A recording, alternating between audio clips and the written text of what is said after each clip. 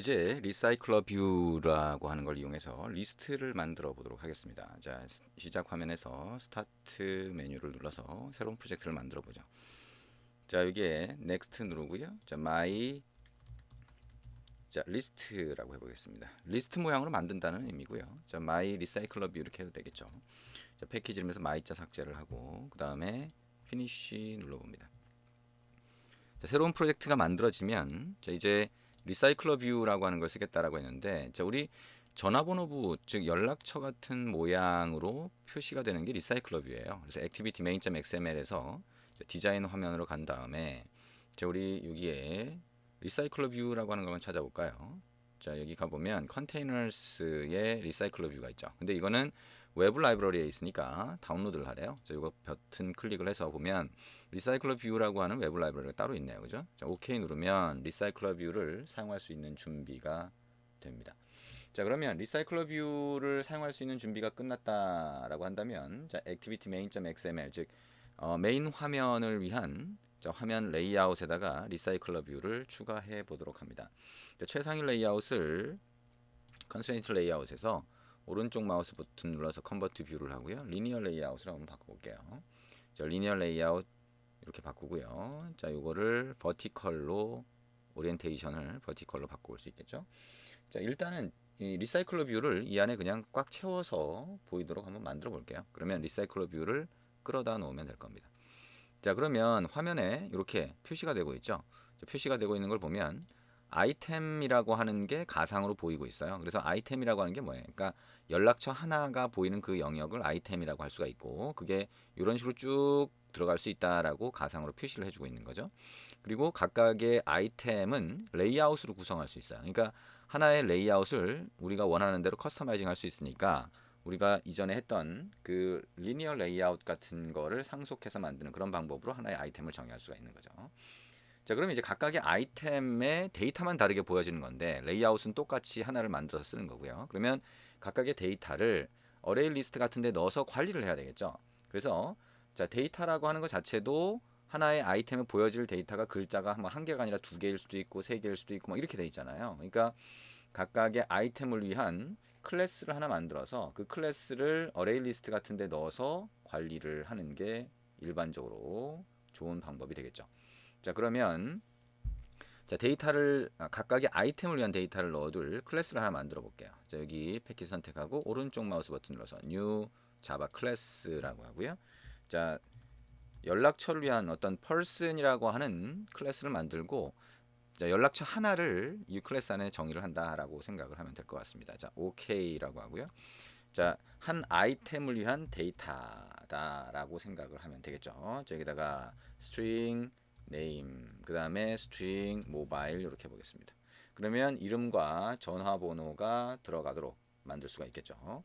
자, 그러면 두 개의 변수가 선언이 된 거고요. 이걸 위한 생성자 한번 추가해 볼까요? 오른쪽 마우스 버튼 눌러서 generate constructor 가서 보면 두 개의 속성이 보이게 되죠. 변수가 보이게 되고요. 두 개 다 Shift 키 누른 상태에서 선택을 하고 OK 누르면 두 개의 자, 여기 파라미터를 전달받는 생성자 함수가 자동으로 추가가 됩니다.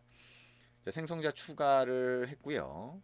자, 생성자 추가한 상태에서 자, 우리 일반적으로 이제 이게 데이터를 담아두기 위한 목적이니까 get 메소드하고 send 메소드를 추가하는 게 일반적이죠. 오른쪽 마우스 버튼 눌러서 generate 그 다음에 getter and setter라고 하는 자, 메뉴를 클릭을 하면 이렇게 두 개의 변수를 선택할 수가 있습니다. 두 개의 변수를 선택하고 OK 누르면 이렇게 name과 mobile이라고 하는 변수에 대해서 get name, set name, 그 다음에 get mobile, set mobile이라고 하는 함수를 자동으로 추가를 해주죠. 자, 그러면 이제 이 person이라고 하는 거 안에다가 이제 데이터를 넣어둘 수 있다. 다시 말하면 person을 new person이라고 객체로 하나 만들고 그 다음에 거기에다가 자, 이름과 전화번호를 넣을 수 있는 거죠. 그럼 이 데이터를 어디다가 넣게 되냐? 자, 우리 리사이클러 뷰라고 하는 거는 자, 선택 위젯이라고 불러요. 여러 개의 아이템을 관리하는 거죠. 그래서 여러 개의 아이템을 관리하는 거는 대부분 자, 눈에 보이는 모양을 리사이클러 뷰가 담당하고 있지만 실제로 데이터 관리나 이 뷰를 컨트롤하는 거는 어댑터라고 하는 걸 사용해요. 그래서 어댑터라가 이 여러 개의 데이터 중에 하나를 선택하는 이걸 선택 유젯이라고 한다면 어댑터를 사용하는 게 일반적이다라고 생각하시면 되고요. 그러면 데이터는 어댑터에 넣어야 된다라고 생각을 하시면 됩니다. 자, 어댑터라고 하는 걸 하나 만들어 보죠. 저 이거 선택하고요. 오른쪽 마우스 버튼 눌러서 New Java 클래스, 새로운 클래스를 하나 만들어 봅니다. 그리고 Person Adapter라고 해서 하나를 정의해 보자. 자, OK 누르고요. 자, 어댑터라고 하는 게 하나 클래스가 생성이 됐습니다. 그러면 여기다가 우리 뷰 홀더라고 하는 거를 하나 만들 거예요. 그래서 이 어댑터 안쪽에다가 뷰 홀더 클래스를 하나 정의할 텐데, 뷰 홀더는 자, 우리가 그 하나의 아이템이 화면에 보여질 때 자, 레이아웃으로 우리가 만들 예정인데요. 그 레이아웃도 뷰죠. 그래서 그 뷰를 자, 레이아웃에 해당하는 그 뷰를 담아둘 어떤 객체가 됩니다. 그래서 그 객체에다가 뷰를 담아두고 필요하면 이제 재사용을 할 거거든요. 그래서 어쨌든 그걸 이제 홀더라고 한다. 자, 그래서 여기다가 자, 스태틱으로 해서 스태틱 클래스 뷰 홀더라고 하는 걸 하나 정의를 할 겁니다. 자, 익스텐즈라고 하고요. 자, 리사이클러 뷰라고 하는 거 점 해보면 뷰 홀더라고 하는 클래스가 있어요. 자, 이걸 상속해서 만들어 줍니다.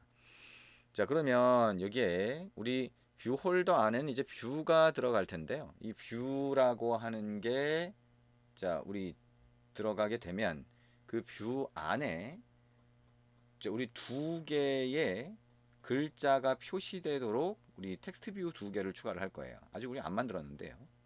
근데 어쨌든 뷰 두 개가 추가되도록 그렇게 할 거라서 자, 우리 뷰 두 개가 추가되는 걸 전제로 해서 한번 만들어 볼 수가 있겠네요.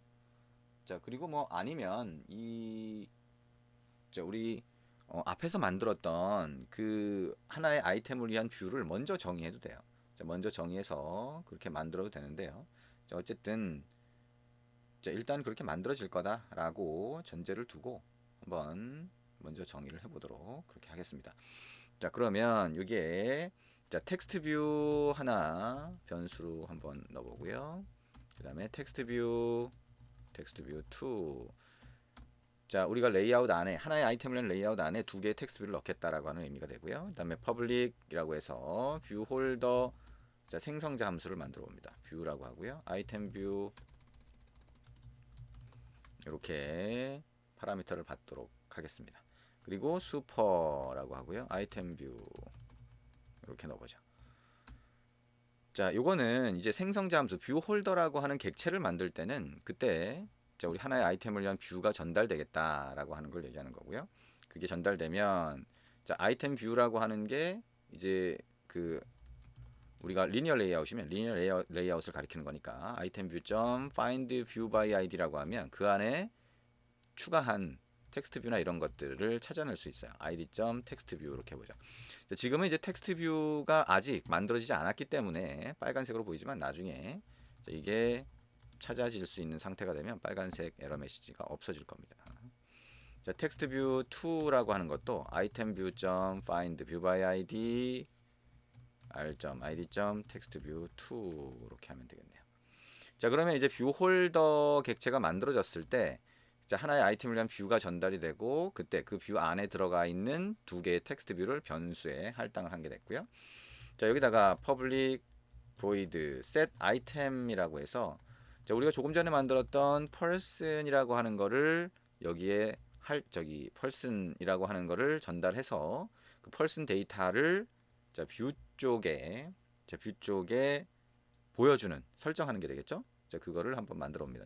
텍스트 뷰 set 텍스트라고 해서 item get name 하면 이름 데이터가 가져오겠죠. 그죠? 자, 이걸 뭐 set item이라고 해서 일단은 그 person이라고 하는 객체의 데이터를 이 안에서 한꺼번에 설정할 수도 있고요. 그 다음에 아니면 set name, set mobile 이렇게 분리할 수도 있겠죠. 자, 텍스트 뷰 2, 그 다음에 set 텍스트라고 하고요. item.get mobile 이렇게 해서 전화번호도 두 번째 텍스트 뷰에 설정하도록 이렇게 만들어줍니다. 자, 그러면 이제 person 어댑터라고 하는 거 안에 뷰 홀더를 만든 게 됐죠. 그래서 뷰 홀더를 이렇게 만들어 놨고요. 자, 그러면 자, 뷰 홀더를 담고 있는 person 어댑터가 있었는데 이거를 약간 수정을 이제 해보죠. extens라고 해서요. 자, 리사이클러 뷰 점 어댑터라고 하는 걸 상속받도록 할 거고요. 꺽쇠 표시하고 자, person 어댑터 점 뷰 홀더 이렇게 한번 해보겠습니다. 자, 뷰 홀더를 여기 정의를 해놨죠. 그래서 이 뷰 홀더라고 하는 걸 담고 있는 어댑터를 상속하도록 만들었다라고 보시면 되겠네요. 자, 이런 형태로 한번 수정을 했고요. 자, 그랬더니 자, 이렇게 빨간색 표시가 됐네요. 그렇죠? 자, 빨간색 표시가 된 거는 우리가 필요한 메소드가 있기 때문이고요. 구현이 필요한 메소드가 있기 때문이죠.